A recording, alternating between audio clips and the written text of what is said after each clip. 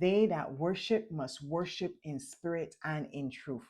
That is a form of delighting yourself in the Lord, worshiping, singing to Him, dancing before Him, words of praise and adoration to Him in your private life and also publicly when we gather together at church. And it goes on further because it's a lifestyle. It's also about following His principles and precepts. The victorious life will worship the Lord. Today, we're going to look at the victorious life may be rejected. John 4:43 to 45. Now, after the 2 days, he departed from there and went to Galilee. For Jesus himself testified that a prophet has no honor in his own country. So when he came to Galilee, the Galileans received him, having seen all the things he did in Jerusalem at the feast, for they also had gone to the feast. Jesus was rejected. One of the disciples, when they were coming, he said, "Can anything good come out of Nazareth?" And then they were saying, "Isn't he the carpenter's son?" Let's look at Matthew 13:53 to 57. Now it came to pass when Jesus had finished these parables that he departed from there. When he had come to his own country, he taught them in the synagogues, so that they were astonished and said, "Where did this man get this wisdom and these mighty works?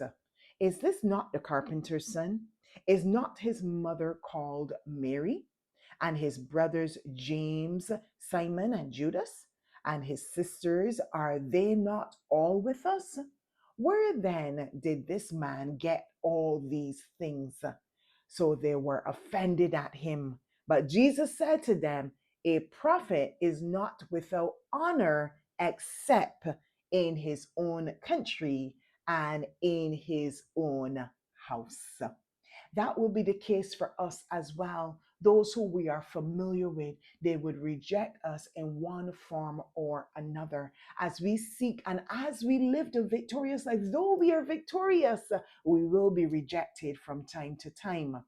Now, in John 4:46, we're seeing rejection again. They didn't truly worship Jesus. They didn't truly want Jesus and his heart. They wanted his hands, what he could do, what he could give. So Jesus came again to Cana of Galilee, where he had made water wine. And there was a certain nobleman whose son was sick in Capernaum.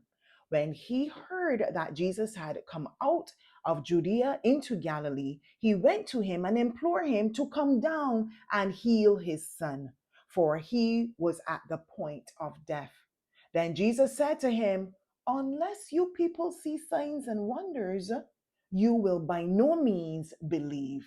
Wanting Jesus for the signs and the miraculous miracles and the things that he will do, and not necessarily him.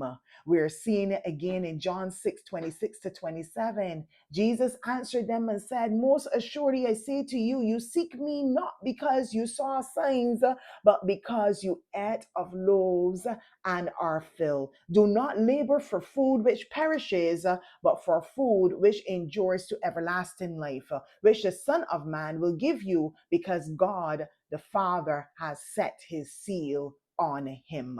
They were seeking after Jesus for what he can do. They rejected him, but they were seeking after for what he can do. But Jesus did not allow that to stop him from doing the will of the Father. In John 4:49 and 50, the nobleman said to him, "Sir, come down before my child dies." Jesus said to him, "Go your way, your son lives."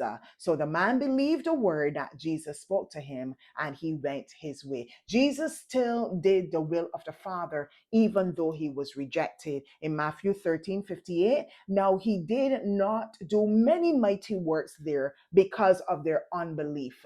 The works that was not done was not because Jesus refused to do them because he was rejected. They did not believe. The victorious life may be rejected, but we are not rejected by our Heavenly Father. Do his will. God bless you.